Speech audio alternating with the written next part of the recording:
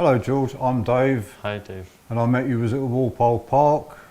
Yep, that's right. We met a little while ago at Walpole Park. That's it. When you were there with the group, the disabled group. That's right, the one from South Ealing. Right, yeah. Yeah. So, and you're saying that you joined this group about 7 years ago, and before that you were in the Feltham group, That's disabled right. group. And what do you think has been, what has kept you going back to this disabled group? I mean, what are you getting out of it? Talk to me a little bit about Well, first of all, I went to meet, initially it was to meet other people with epilepsy, and this one in Feltham, it closed down, and someone there told me about it. They said there's one in Ealing, so I thought I'd go there. So I went there, and it's been really friendly, and I've just been there up until now. And me myself, I haven't had this, but I have heard stories about lots of people with discrimination and things like that. I went from Feltham and I joined this group here, and I found it was a really friendly group, But I had heard from this group there was lots of cases of discrimination, I've heard it from various people. From other disabled people that have felt discriminated against. Yeah, yeah. I mean, but people with epilepsy in this group have had forms of discrimination. So it's obviously still out there. Discrimination amongst disabled people. Sure. So. And what about you? Have you experienced much of that discrimination? I have been very lucky actually. All through my life, the support that I've had has been tremendous. If I'm honest with you, so from my part, I would say I've had no discrimination at all that I can recall, because a lot of my memory has gone because of the epilepsy. I see. But what I can recall, I've had tremendous support family-wise, and I've had dark times in about 60, 65 thereabouts, and I felt really near to depression. But it's my family unit that's actually really got me through it. Got you through, yeah. And I'm okay now as I am, really. That's good. So it's a lot better. But I don't know if you've found any discrimination in your sort of non-epileptic sort of. Yeah, I mean, so I'm non-disabled, but I don't know if I've been discriminated against for that or anything. Not that I can recall either. And I would say that I've come across disabled people previously, but probably also quite a lot of the time I just wasn't aware of it, because it's not always so obvious, is it? When you have epilepsy or something. Like, I mean, I would never have guessed that you had epilepsy or anything like that. No. So, yeah. Do you think there's discrimination in people that aren't disabled? Yeah, I mean, there's discrimination for other things, right? Not just disability, but also obviously just could be anything and everything, isn't it? People will discriminate, I think, against just things that they don't understand or different and they haven't experienced before. And yeah. I think it comes back to the fact that it's more sort of letting people know, isn't it? Sort of enlightening people. Yeah. That's where I think a little thing like this, like Julian's doing, is this disabled channel for epilepsy is letting disabled people know with various disabilities to be able to sort of communicate with each other. Well, do you think something like that for disabled people might be an idea? Non-disabled people. For non-disabled people, might be an idea to help people along that sort of track. Get together. Well, yeah, I suppose it could be for all sorts, but that, yeah, like, and I agree with you. Like you say, the channel, the disabled channel, it connects these people, and also your group that you're part of. Yep. I mean, you guys were there in the park, and that allowed me to come and sort of see you guys all hanging out there and meet you in the park, and that was nice as well. And I imagine as well, for a lot of people, well, for some disabled people who have, you know, can be quite special conditions or whatever, it can be probably quite helpful to be able to connect with other people in a similar condition, with similar conditions in a similar state, who they can share with and whatever. Yeah, because some people, I would imagine, it's probably their only outlet, I suppose. Mm.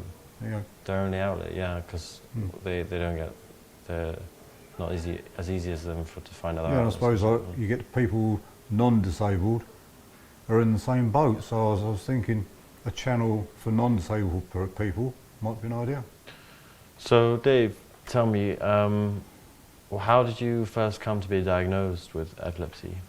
I think I may have had a seizure when I was a little baby and such. I went to Great Ormond Street Hospital, but it was in my 20s, I think. I had epilepsy fit, a grand mal, as they called it then. A grand mal? Yeah, it's when you tonic-clonic, as you'd know it now. That's when you, as everyone knows, you just fall to the floor. Mm-hmm. That's one people would recognise most. Right, yeah. I've now got what they call a very mild sort of, very mild seizures now. Okay, you don't get any of those tonic-clonics, yeah? No. Okay. But medication has actually helped that quite a lot. Yeah, you've been on medication since you were diagnosed now? Yeah. And I can't remember the tablets I was on because I've been through so many. yeah, I bet. You know, but since 2020, I had two big seizures, tonic-clonics, in hospital. Mm-hmm. And it was then I was under Dr. Pierce in West Middlesex Hospital. And how did you feel during those? How did I feel? Well, the first one, I had to go to hospital and I didn't recognise the wife when she came down to see me. Oh wow. You know, so, and that's when I had the second one when I was in hospital. Apart from that, then I was sort of gradually all got better after that. You know, I don't really recall all the details, but that's obviously helped with the medication I've been put on now. Mm-hmm. So this month I only had 4 very mild seizures all month. Okay. It's been a very good month for me this month, really. Good, yeah. You know, so it's really.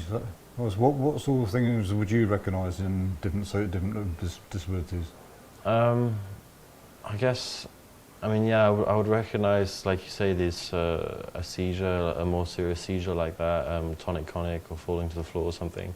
But I did find out actually from our friend in the disabled group the other day in the park. She actually had a seizure, which was more of a mild one, where she sort of just froze up a little bit for a few seconds, and just sort of had a bit of a lost look on her face, and then couldn't remember quite what had happened. So that was more of a mild one, which maybe I would have gone unnoticed, and I wouldn't have quite recognised what it was before. How did that affect you? Well, I suppose at first, yeah, I just didn't quite. I didn't quite realise what was happening, and then someone told me she was just having a mild seizure. So yeah, I was just a little bit confused at first. I wasn't sure, and then I understood, and I thought, oh, okay, so. I just, I guess I just, you know, felt a little concerned for her, you know, that she was okay, but it seemed like she was just going to get through it. Do you think you feel better next time you saw one? Yeah, I think I'm more familiar and comfortable with it now, and so I'll be able to react more readily and help. Hopefully, yeah. Do you think you'd perhaps know what to do? Yeah, I think I seen then at the park that you know, she just sort of held her and let her know it was okay and spoke to her and so on. And I think obviously that's important, yeah, and checking the breathing and whatever and like this, and just making sure it doesn't get out of hand and making sure they're okay while it passes. How do you think about other disabilities? Well, I don't know. I suppose there must be so many that I don't know about, so many different disabilities. But I do know about some other ones. I mean, even some as simple as like asthma, I guess, breathing problems or whatever, or learning disabilities or attention a deficit disability. So those are fairly, I've come across, you know, with my peers and stuff, and some of them take medication for it or whatever. And yeah, it's interesting to talk about it. And does that make someone who's not disabled more receptive to someone who is disabled by seeing that, or more wary of it? More receptive, yeah, by coming into contact with it, yeah. Yeah. It makes someone more receptive, I think, to disabled people, and that's I mean, that's what we need. That's what we need, isn't it? That's good. So yeah, the more we can come in contact and talk about and connect with disabled people as non-disabled people, the more we can just understand what's going on and be familiar with it. And so, do you think the idea would be get disabled people and non-disabled people together in a room to talk? Yeah, that's what we're doing now. It's great, isn't it? Exactly.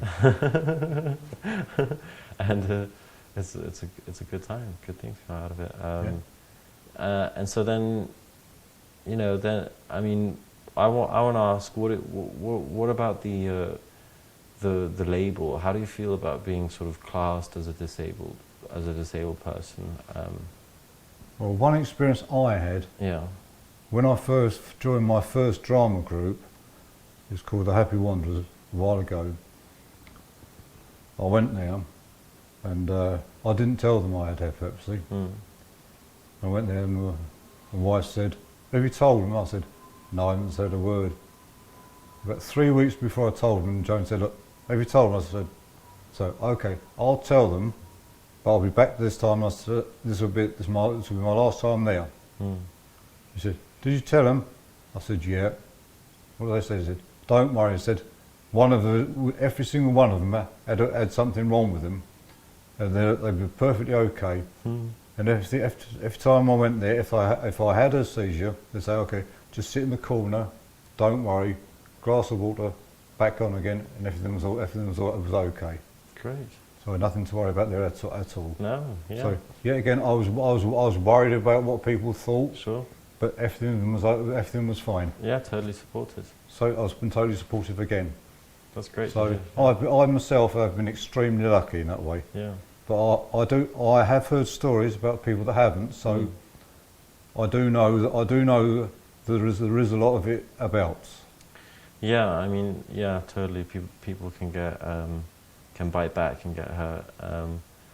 But yeah, so that's why I personally think there should be more like what we're doing now, just talking generally amongst ourselves, sort of thrashing ideas about what we think. Well, what about what about the word epileptic? I'm just wondering, do you know where that word comes from, or why it's called that? It's obviously the name of the illness, so I'm saying that. I don't know the actual meaning of the word. It's to do with the brain. I know the brain has neurons in the brain. All the brain is made up of neurons. Yeah. And they're like pistons and such like it. I always liken it to a pressure cooker in my mind. You know, if you have too much, if the pressure cooker sort of builds up too much, it explodes, doesn't it? And the water goes everywhere. If it sort of is on too much, it goes like on, and it sort of explodes over the top. So like these neurons, if they go too close together, they spark too close together, and it causes a seizure. That's why I like an epilepsy too. And you just sort of come out of consciousness. Do you lose your senses, as it were? Some people do, and some people don't. But that's enough about me anyway. I did have another question I was going to ask you about epilepsy and such like. Yeah. Do you think epilepsy people are just sort of like namby-pambies who should get back to work, or are they treated any different, or?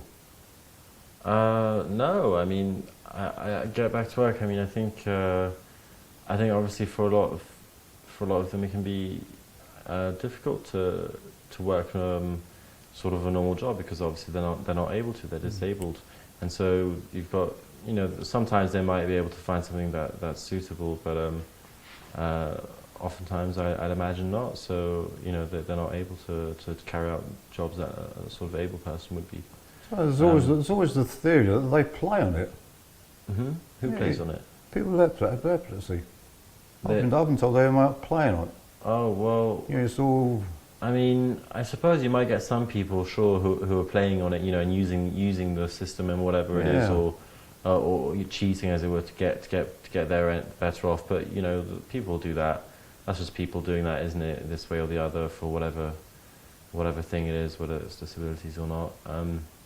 There'll be people trying to get away with something. Or Do you think that some people with epilepsy might be trying to get on the bandwagon? Okay, some may be bad, yes, but do you think some may be just trying to sort of put it on just that little bit to get the extra benefit? Because then trying to sort of push their cases, or just get that parking spot or something. Yeah, sure. Yeah, that's the thought, isn't it? I see what you're saying, and I think that that's definitely possible. As with, I think any sort of a system, there'll be someone trying to cheat it or win out of it. But I also think that's an unreasonable and dangerous thing to assume about someone, because if someone is sort of showing signs of having a disability, like epilepsy, say like they have a fit or something, or they just say they do, I suppose. Well, it's not in their benefit to behave like that, unless they just had to. I mean, I know we're just saying they could cheat and get some extra benefits or whatever, but ultimately, I don't know. I think ultimately, even if someone is doing that, they'll realise it's not worth it. So anyway, whoever I would meet, I guess I wouldn't. It's also just quite a dishonest thing to do. I would think it's quite difficult for someone to. You're to saying keep that people with epilepsy aren't dishonest. I'm saying that. But people without any illnesses are dishonest. No, that's what I would state is that for me personally, I would tend to just trust whoever I'm meeting. That's just because how I choose to see the world. But it's up to everyone, I think, to choose whether they want to suspect someone or trust them or whatever. So for me, I would just say that I think both disabled, epileptic, and all people can be dishonest and honest. And I'm aware of that people can lie and be dishonest, but I also choose to trust in whatever people are showing that they need and whatever. Yeah, and so you might have people who are putting their legs up a little bit, or taking it easy and taking in the benefits, but they also might need that that support and whatever. And who am I to come and judge and say that they don't actually need that support, or that they're faking it or whatever. So would you trust someone in what they say or how they act?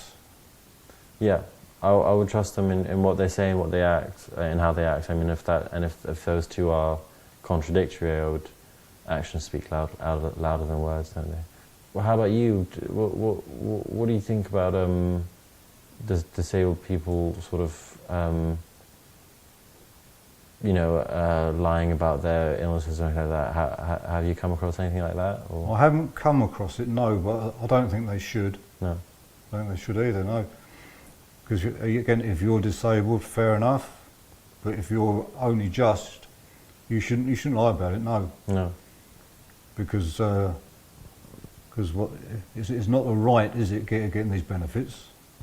It's it's not your right to get them. So you shouldn't lie about it just to get them. Yeah. So I do agree with you on that one. Yeah, totally. And I'm just thinking, I guess some people might lie about their disabilities just out of embarrassment or fear or something. I'm just thinking now. No, I don't think I wouldn't lie about fear. Fear is actually having a disability, I would think. They lie about it to get the actual benefits of having the disability, I would have thought. Right, yeah. I think that's the difference between the two situations. Yeah, in my mind. The only trouble is, really, I agree with what you're saying. The only trouble is about what we're saying. I can't always remember about lots of what happens during the past because of the memory block we get from epilepsy and such like. Right, And that can't be helpful if someone's already sort of suspicious or untrustworthy. Then if you can't remember, they might even start doubting you even more. I mean, have you ever been frustrated by your memory loss and someone not Daily. believing you or anything like that? No, I get frustrated with my memory loss daily, Yeah. forgetting various things. Yeah. I do, yeah. It's something I know comes as part and parcel of the epilepsy. So rather than being frustrated with it, I know it's annoying, but I've learned to accept that it's part and parcel of having epilepsy. Mm-hmm. You know, I've learned my teens, 20s, 30s, 40s. I've lost lots of that through through lack of memory. Mm-hmm. All right, it does get you down at times. You forget a heck of a lot of things, people even. Mm-hmm. Until you're prompted, then you know it. Of course you do. Mm-hmm. But you don't let it get you down, or it'll get twice as bad. Yeah. And in my opinion, that's it. Yeah. But it can get people down, and it does. Yeah, I bet. Because obviously people will go out with their friends and such like, and then someone says, "Do you know for a Fred you met about 3 weeks ago?" They look at him and say, "No, I don't know. Who are you?" You can get so bad. He says, "Oh, I'm sorry, I'm your brother-in-law." You know, but you just forget. You know, but you know it's part and parcel of the condition. Yeah. And you learn, hopefully, to live with it and cope with it. You know what I mean? Mm-hmm. So Yeah. something I should do, but I don't, is write notes. Mm-hmm. I should start doing more of that, but I don't. But you don't. I should do. Mm-hmm. Write notes more. So get up in the morning, do this. I've done that. Mark that off. Do this. I'll mark that off. You know what I mean? Mm-hmm. I should actually start doing that, but I haven't up to now. But hopefully I will do. But Yeah. how's your memory and memory loss? Is that sort of? My memory is okay. Yeah, it's good. I think it can vary depending on sort of mood and things like that, maybe? mood, anxiety, but also just I think, to be honest, I would say for me the thing that influences my memory the most is probably intoxication, Right. and that can affect it. But otherwise, it's fairly decent. But I think also some things I'll just won't remember until I'm prompted as well. Like sometimes my friends will ask me about something and I just won't remember till I'm given a bit more detail, and then I can remember. Yeah. I suppose your job gardening so helps in the Walpole Park, doesn't it? It helps with my memory. Yeah, it helps relax you. Then it helps then relax your mind and releases it. So That's true. Yeah, being outside is it's great. It's good. It's good for my mood. Yeah, relaxes. Antidepressant, being out there in the fresh air and the trees, and so I'm sure that has a positive effect on my mind and my memory as well. So yeah. I suppose the memory, it was a bit. Is it to do with your mind being sort of clogged up and blocked up and such like, so it doesn't release your memory, sort of thing? I'm not exactly sure actually. I'm not actually. I think I feel like the memory, maybe loss of memory, just probably. It might just have to do with loss of neural connections in the brain, the loss of those pathways or something. Maybe like because of those discharges that you were talking about when it boils over, maybe during those discharges some of the pathways are severed, those connections or are lost, and so that's why you have those memory problems. I don't know. Well, George, thanks. Nice meeting you, and thanks for the interview. And hopefully it all goes well in the future in your work in Walpole Park. Thank you, Dave. Yeah, thank you for the conversation. It's been nice talking to you, and all the best for you. And thank you very much. Bye-bye.